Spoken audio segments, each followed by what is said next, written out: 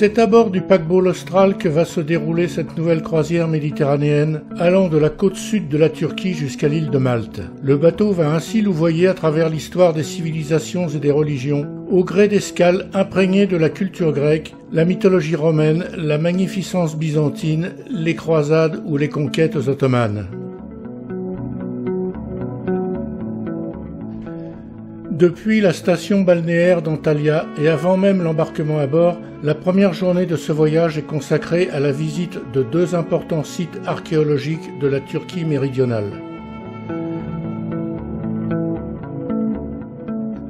La cité antique de Pergée s'est surtout développée à partir du IIe siècle avant Jésus-Christ. Les Romains en ont fait la plus belle et la plus grande ville d'Anatolie, où l'on peut encore admirer de nombreux vestiges, tels l'agora et la voie principale bordée de colonnades. En son centre coulait un large canal alimenté par une fontaine monumentale qui faisait ruisseler de l'eau avec un effet de cascade obtenu par des barrières en pierre. Non seulement ce canal distribuait l'eau, mais il rafraîchissait également l'atmosphère de la cité écrasée de soleil.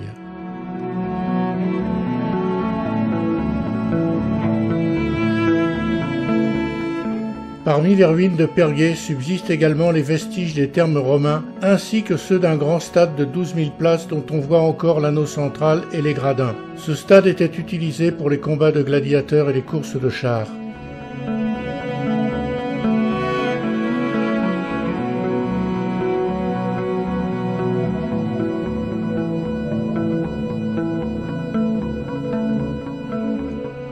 À peu de distance de Pergée s'élève le théâtre monumental d'Aspendos, l'ouvrage le mieux conservé de toute l'Asie mineure. C'est un demi-cercle impressionnant de 96 mètres de diamètre, composé de 40 rangées de gradins qui accueillaient jadis pas moins de 15 000 spectateurs. Grâce à son bon état de conservation et surtout son excellente acoustique, ce théâtre est toujours utilisé de nos jours pour des festivals ou des spectacles lyriques très fréquentés.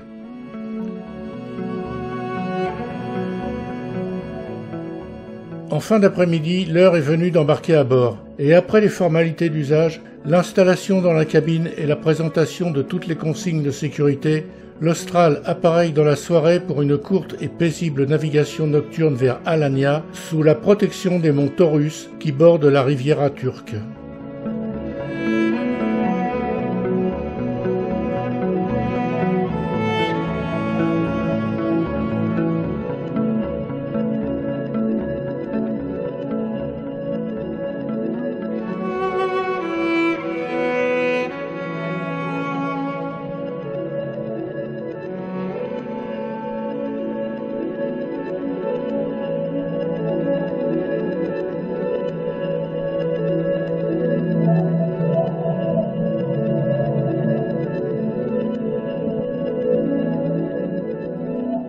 Bien défendu par d'interminables fortifications qui escaladent la montagne et par une massive tour octogonale, Alanya était au 7e siècle un port très florissant, rayonnant sur toute la Méditerranée orientale. Alanya est devenue aujourd'hui une importante station balnéaire du sud de l'Anatolie.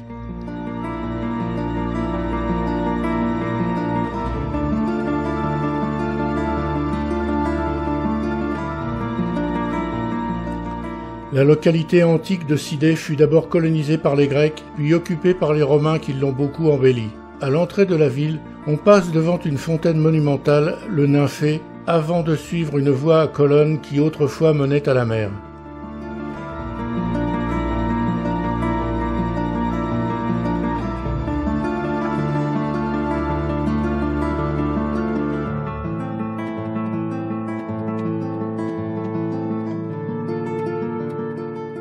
Le théâtre romain édifié au IIe siècle était surtout consacré aux jeux du cirque et pouvait contenir 12 000 spectateurs.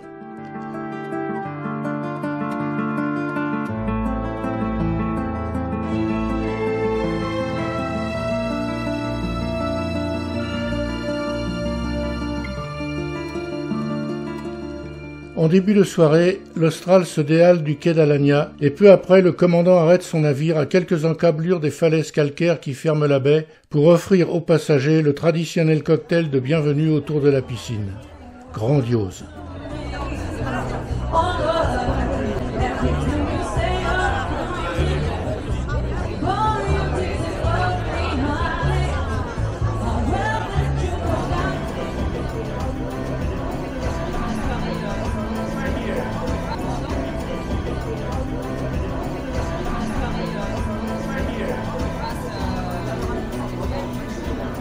700 km séparent le port d'Alagna de celui de Kusadasi, la prochaine escale, soit 400 milles nautiques que l'Austral franchit en une trentaine d'heures. C'est donc une journée de transition passée face au large où l'on prend le temps de goûter au plaisir de la vie en mer, que ce soit en écoutant des conférences au théâtre ou en rêvant accoudé au bastingage. Le contournement de la pointe sud de la grande île de Rhodes devient alors la vraie distraction de la journée.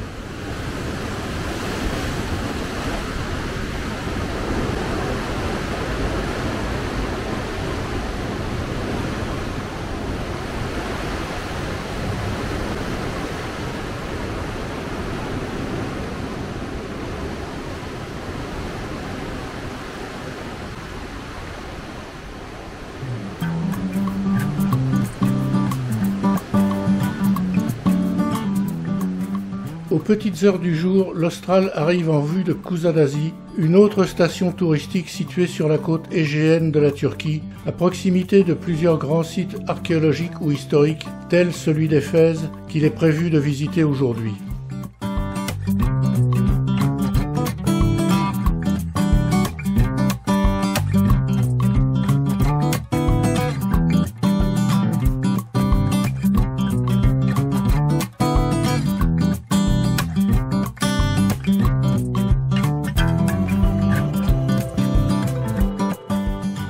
Éphèse est une ancienne cité fondée 1000 ans avant notre ère. Le temps a heureusement conservé de nombreuses traces de ce véritable joyau architectural.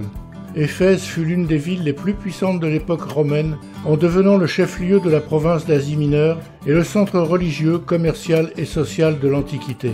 Elle fut également un lieu fondamental dans l'expansion du christianisme, puisque saint Paul est venu y prêcher et que la Vierge Marie y aurait passé la fin de sa vie sur terre.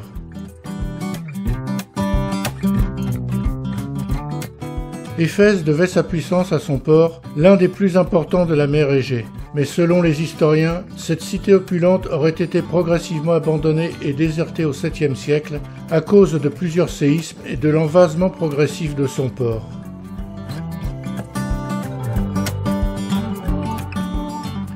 Les ruines de la bibliothèque de Selkous dominent la partie basse de la cité. Édifiée au début du second siècle, elle était la 3e plus grande bibliothèque du monde antique. Gravement incendiée en 263, seule sa façade a été restaurée il y a seulement une cinquantaine d'années.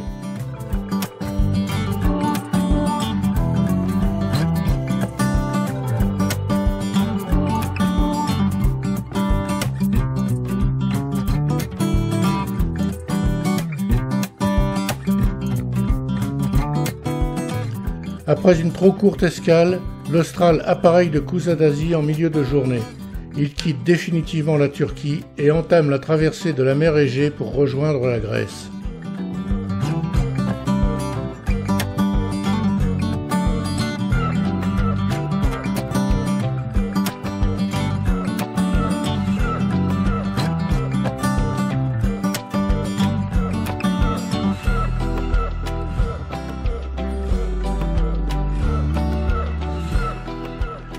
La prochaine escale se situe en Grèce, dans la région de Thessalie, dans le port commercial de Volos, bien abrité au fond du golfe Pagazétique.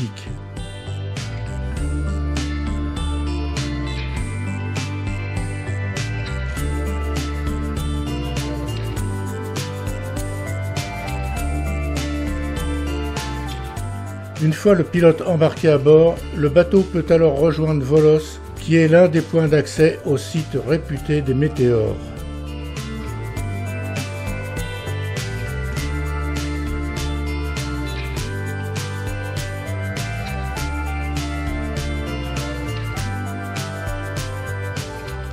Selon une légende locale, les météores sont des roches envoyées du ciel sur la terre par la Providence pour permettre aux ascètes de se retirer du monde et de prier. Dans la réalité, les météores résultent d'une évolution géologique qui a donné naissance, il y a quelques millions d'années, à des falaises et d'énormes pitons de grès très escarpés, percés de grottes profondes favorables à l'isolement.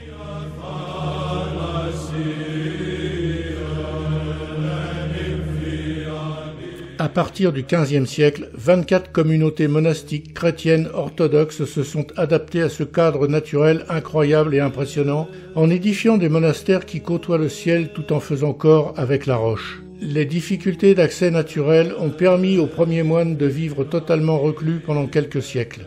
Mais plusieurs de ces monastères sont aujourd'hui abandonnés et seulement 6 d'entre eux sont toujours dédiés à la prière.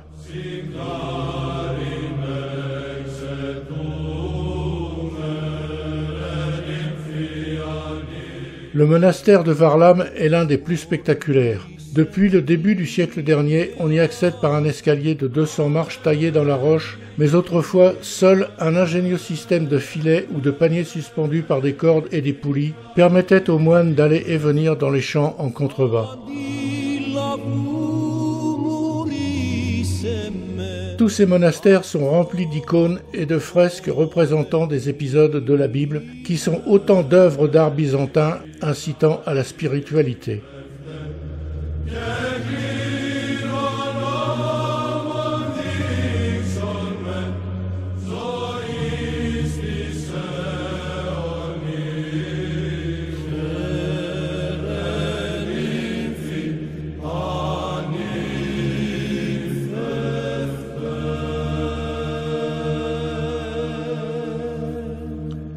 Alors, même en ayant déjà vu de nombreuses photos de cet endroit hors du commun, c'est tout simplement époustouflant.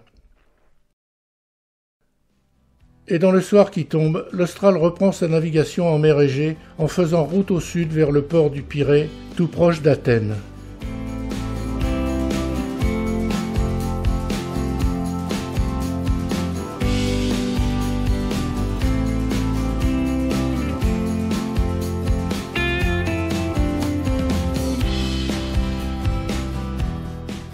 Le très actif port du Pirée génère un trafic marchand conséquent, mais est surtout le port d'attache des multiples compagnies de ferries qui desservent les nombreuses îles grecques.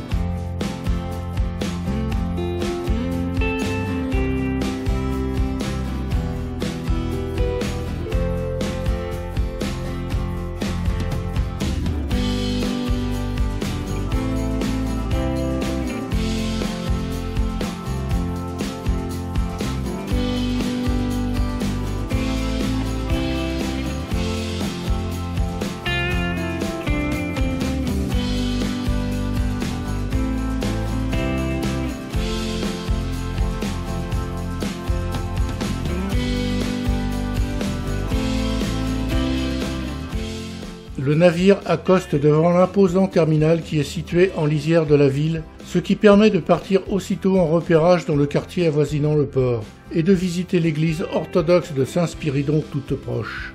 La décoration intérieure de ces édifices est toujours éblouissante, et cette église n'échappe pas à la règle.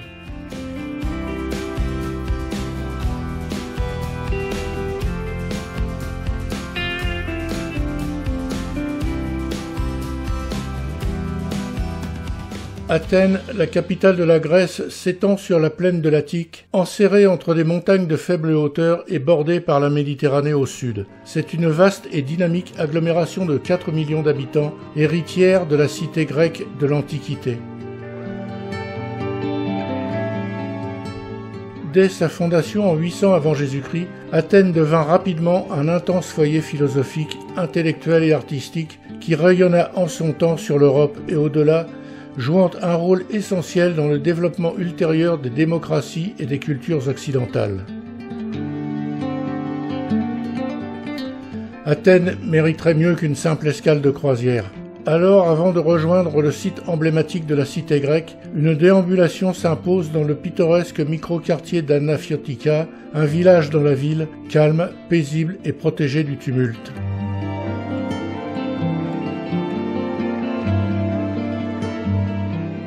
L'endroit n'est plus secret, mais il fait bon flâner dans le dédale de ces ruelles tortueuses et ombragées ou de ces escaliers agrippés au flanc de l'acropole.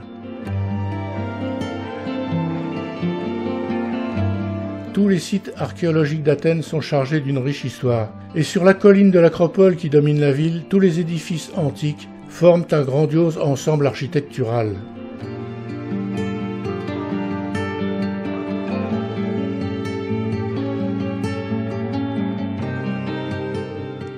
Les monuments historiques de l'acropole sont tous dédiés à un dieu ou une déesse, et ils sont devenus les symboles universels de l'esprit et de la connaissance classique légués par les anciens Grecs.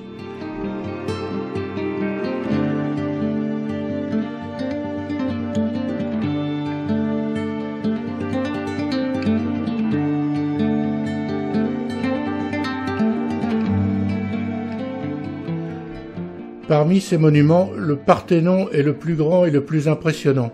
Cet édifice, long de 70 mètres, large de 31 mètres et haut de 10 mètres, était dédié à la divinité tutélaire de la cité, la déesse Pallas Athéna. En restauration permanente depuis des décennies, il demeure à jamais le symbole d'Athènes et de la Grèce.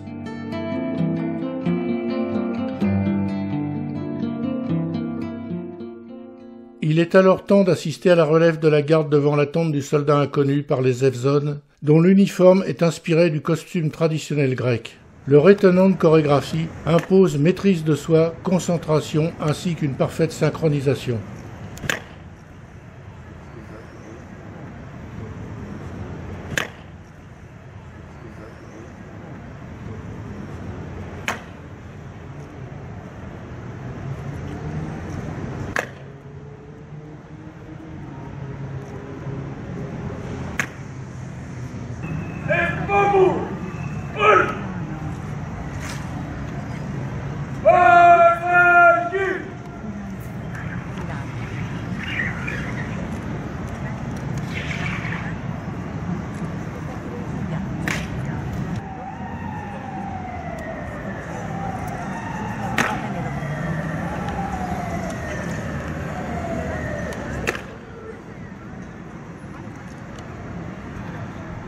Ce cérémonial pourrait sembler purement folklorique. En réalité, la parfaite coordination des mouvements dans la durée est un véritable défi mental et physique pour ses exécutants.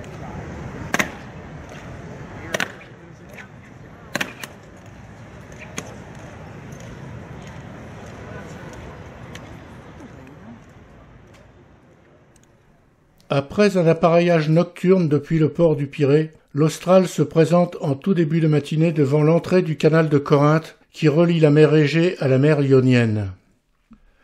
Déjà dans l'Antiquité, Grecs et Romains élaborèrent des plans pour construire un tel canal. L'empereur Néron fut le seul à pouvoir commencer les travaux en l'an 67, mais ceux-ci furent stoppés à sa mort une année plus tard. Et il faudra attendre 1882 pour que cet énorme chantier reprenne et que l'ouvrage soit inauguré en janvier 1894.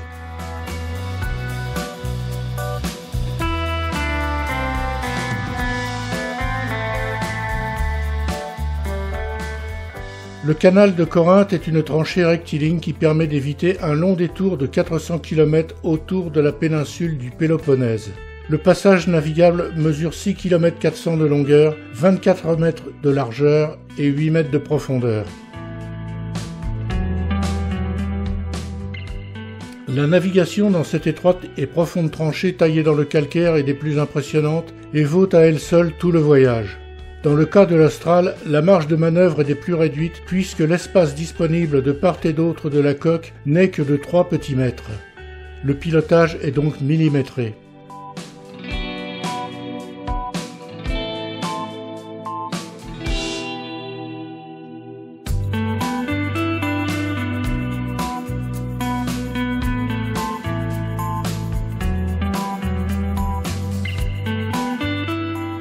Plusieurs ouvrages d'art routiers et ferroviaires franchissent le canal, reliant ainsi le Péloponnèse au reste de la Grèce.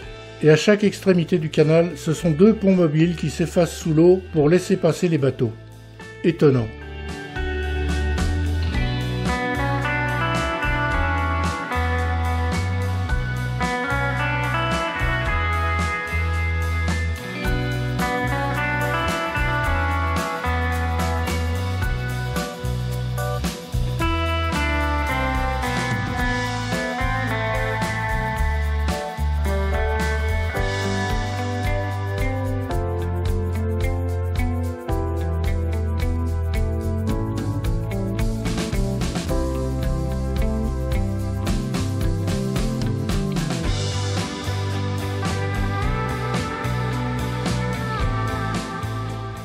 Au bout d'1h30 d'une navigation prudente et particulièrement stressante pour son équipage, l'Austral arrive à l'extrémité du canal et navigue maintenant dans la mer Ionienne en mettant le cap vers le port d'Itéa.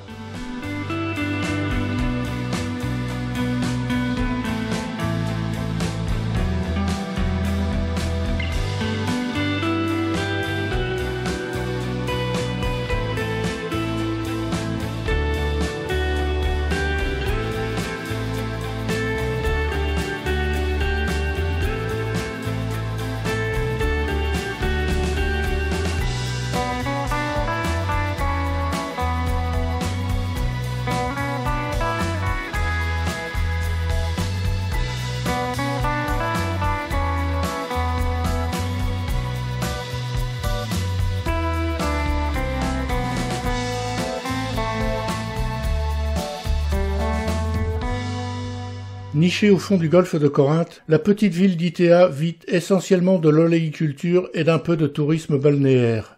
Cette localité bien tranquille se situe à proximité de l'un des sites les plus importants de la mythologie grecque, Delphes.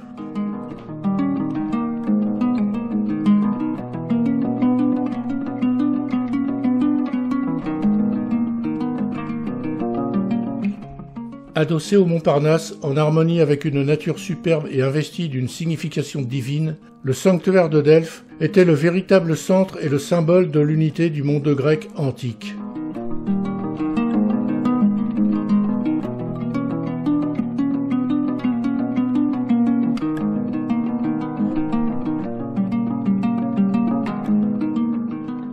Le sanctuaire était traversé par une voie sacrée qui montait vers le vaste temple dédié à Apollon, dont il ne reste plus aujourd'hui que les soubassements et quelques colonnes.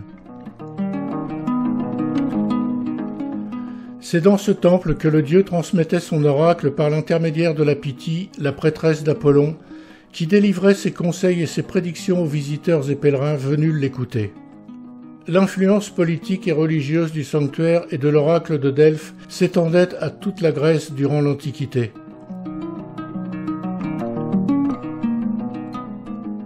Dès le retour des différentes excursions, l'Austral quitte le quai d'Itéa pour rejoindre l'île de Corfou en mer Ionienne.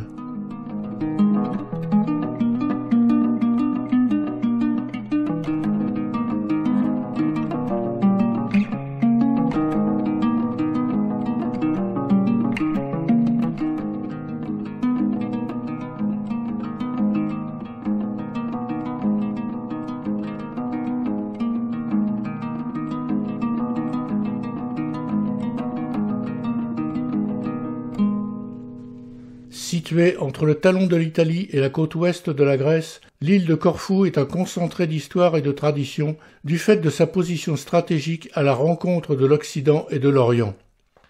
La légende prétend que Corfou est béni des dieux et que Homère, émerveillé par sa nature enchanteresse, en a fait l'ultime étape de son héros, Ulysse, avant son retour à Ithaque.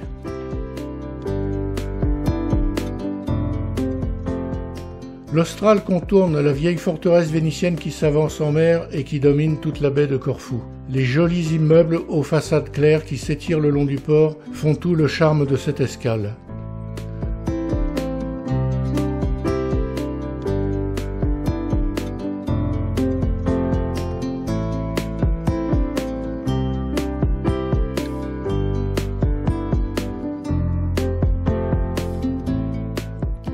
À peu de distance de la ville de Corfou, le monastère de Vlaerna, édifié au XVIIe siècle, est bâti sur un petit îlot rattaché à la terre par une courte digue. De style grec, avec ses façades blanchies à la chaux et son clocher orthodoxe, le monastère semble flotter sur l'eau.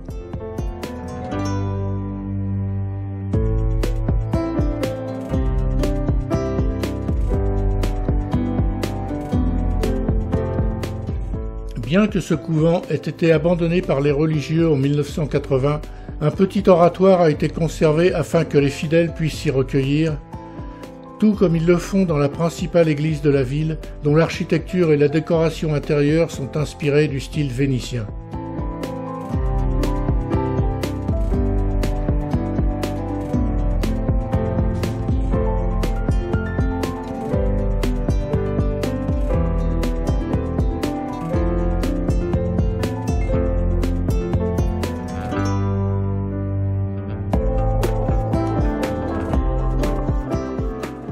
ville, on ne se lasse pas de déambuler dans des rues ou des ruelles aux riches façades ou bien dans des venelles où sèche le linge au-dessus de la tête des passants.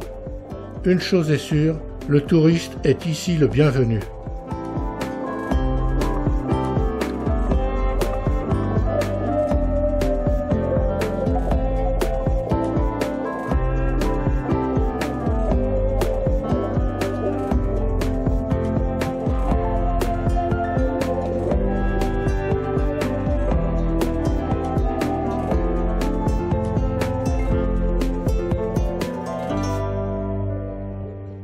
Et le retour du soleil en fin de journée illumine toute la ville et offre un décor spectaculaire pour l'appareillage du bateau vers le sud de l'Italie.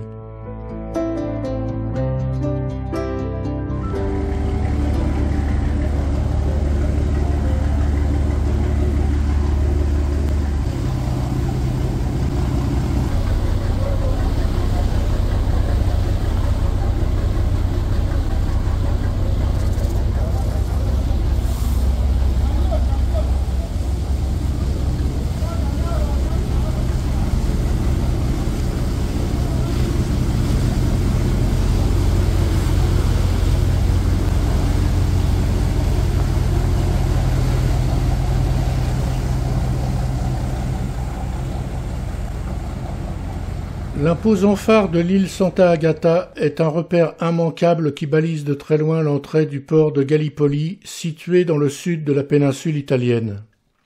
La blancheur des façades de Gallipoli rappelle ses origines grecques, tandis que son architecture raconte à elle seule l'histoire des multiples peuples grecs qui se sont croisés ou succédés en Méditerranée.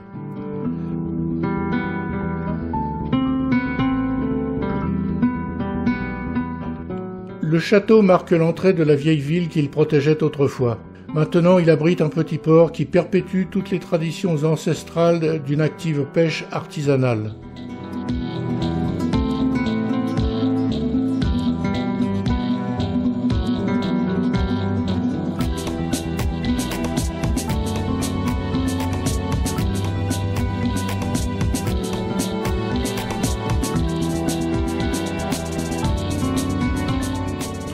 À l'ombre de la cathédrale Sainte-Agathe, de style Renaissance, la Città est construite sur un petit îlot et possède un riche patrimoine historique et architectural. En parcourant ces ruelles paisibles, on ne manque pas de ressentir l'atmosphère singulière du sud de l'Italie où il fait bon vivre.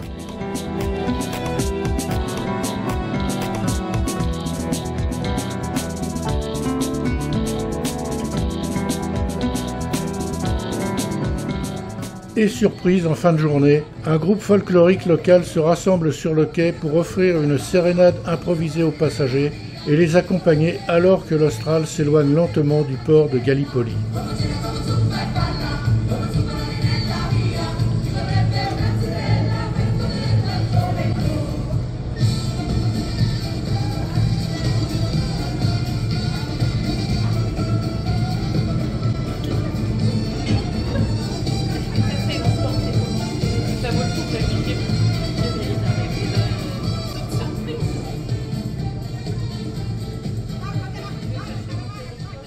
Après avoir navigué le long des côtes de Sicile sous la haute surveillance de l'Etna, l'Austral rejoint Syracuse, l'une des plus prestigieuses cités méditerranéennes, et s'amarre à peu de distance de la ville.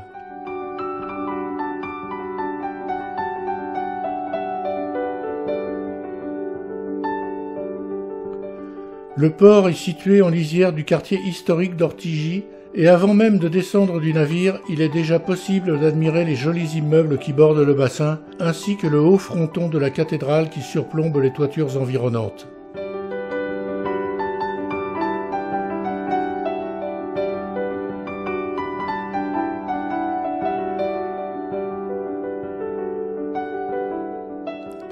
Le riche parvis de la cathédrale de la Nativité cache le fait qu'elle ait été bâtie sur les ruines d'un ancien temple grec dédié à la déesse Athéna. De ce temple, on voit encore les colonnes soutenir une nef très austère.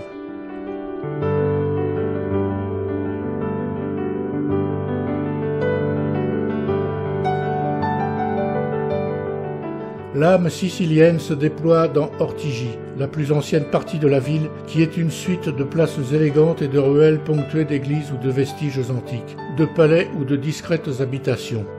Du temps de sa splendeur, Syracuse rivalisait avec Athènes, mais ensuite de nombreuses civilisations y ont laissé chacune leur empreinte. Le mélange ou l'opposition des traditions romaines, arabes, normandes, byzantines ou espagnoles en ont fait une ville extraordinairement riche en couleurs et monuments divers.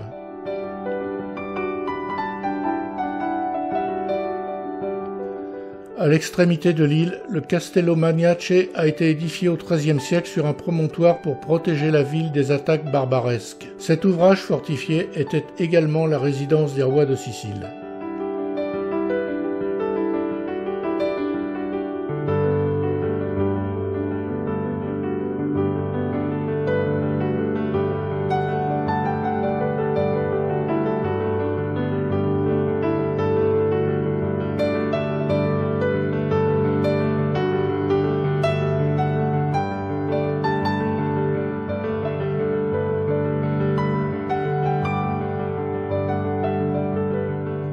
En fin de journée, l'Austral s'éloigne du quai de Syracuse. L'Etna disparaît alors dans le sillage avant une ultime nuit de navigation vers l'île de Malte.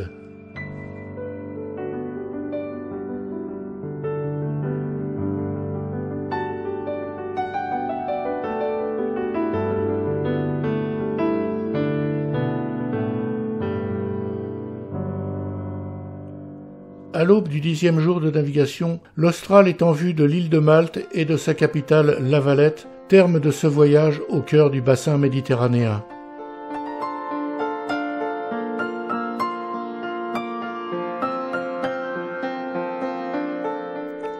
À peine franchi la passe d'entrée du port de La Valette, le bateau remonte lentement un fjord très urbanisé et puissamment fortifié, témoignage d'une histoire complexe où se sont associés ou opposés au fil des siècles de nombreux peuples pour contrôler ce verrou hautement stratégique, tant commercial que militaire ou religieux. À faible vitesse, l'Austral longe les hauts remparts, puis accoste lentement au quai du terminal, au bout d'un périple de 1600 milles nautiques, soit 3000 km.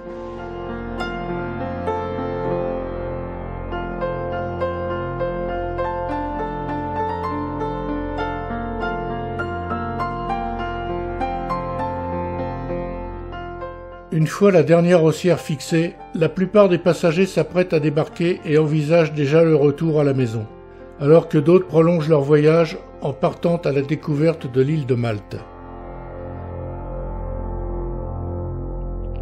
L'histoire de Malte ne pourrait se comprendre sans la connaissance des chevaliers de l'ordre de Saint-Jean, un puissant ordre religieux, catholique, hospitalier et militaire créé vers l'an 1100 pour soigner et protéger les pèlerins se rendant à Jérusalem ou ceux revenant de croisade.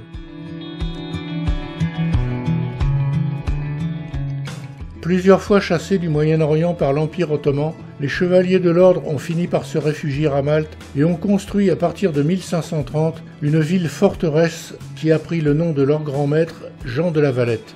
Les chevaliers développeront la ville jusqu'à l'arrivée des troupes de Bonaparte, que les Anglais évinceront à leur tour en 1800.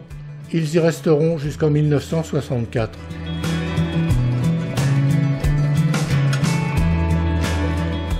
On trouve encore quelques réminiscences de la période britannique dans l'île, la principale restant toujours la conduite à gauche.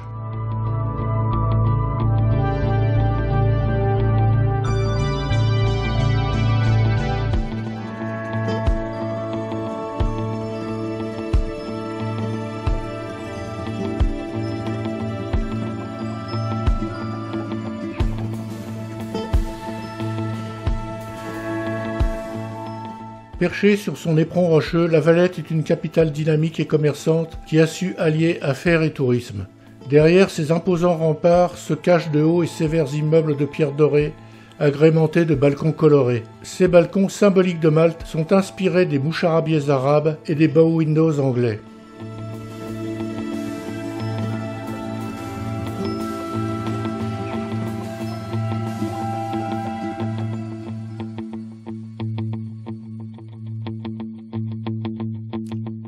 La beauté austère de la façade de la cathédrale Saint-Jean est en contraste total avec le foisonnement baroque de sa décoration intérieure.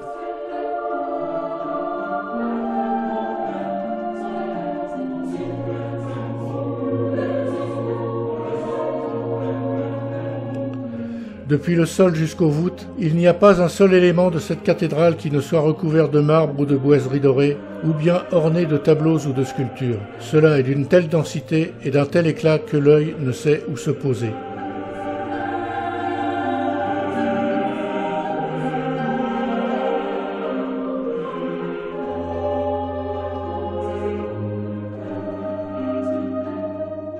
Dans un oratoire à l'écart de la nef est exposée une des plus célèbres œuvres du Caravage, la décapitation de Saint Jean-Baptiste. Le peintre italien, passé maître dans l'art du clair-obscur, a réalisé là en 1608 une œuvre dont la surface et la dramaturgie écrasent le témoin de la scène.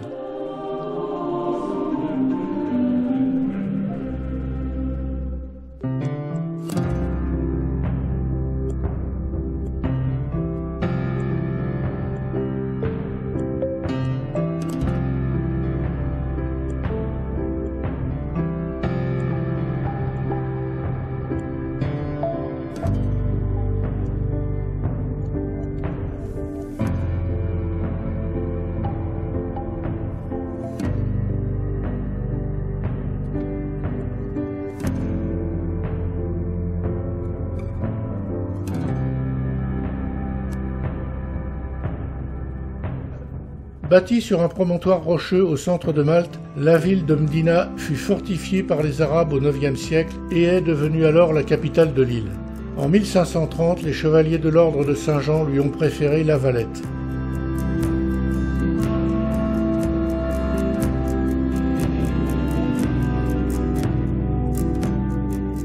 Depuis cette époque, le charme de Mdina ne s'est jamais démenti avec de beaux édifices tels la cathédrale Saint-Paul, de nombreuses églises et de riches palais que l'on découvre au détour des multiples ruelles qui sillonnent la ville.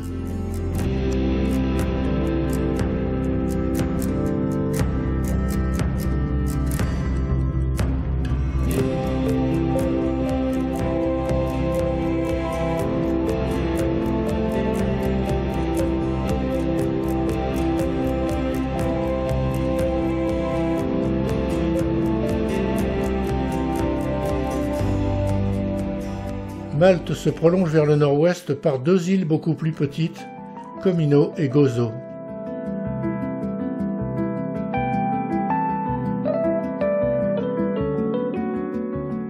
C'est à bord d'un petit bateau que l'on découvre Comino, inhabité et quasi désertique. Des falaises calcaires sont entrecoupées de profondes grottes marines ou de criques plus ou moins secrètes. Parmi elles, le Blue Lagoon, aux eaux turquoises parfaitement limpides, attire de nombreux baigneurs et plongeurs. Ce site est particulièrement beau, et cela se sait.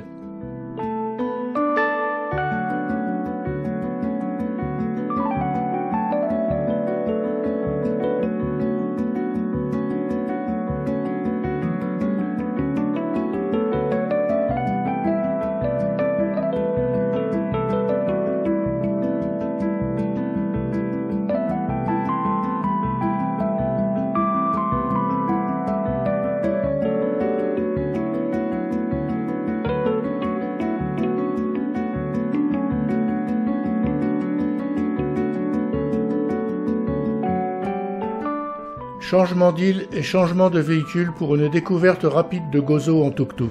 C'est une promenade décoiffante qui nous emmène sur la côte nord vers des salines au nom imprononçable.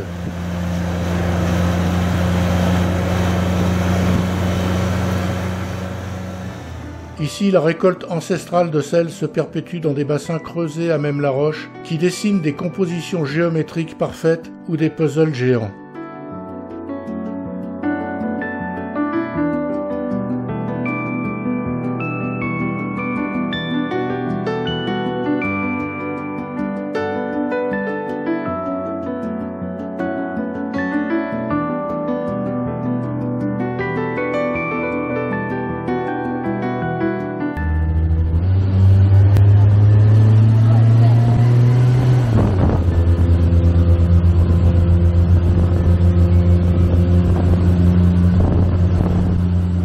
Par de petites routes, le tuk-tuk poursuit maintenant vers les hautes falaises de Sanap, dont on ne se lasse pas d'admirer le panorama spectaculaire.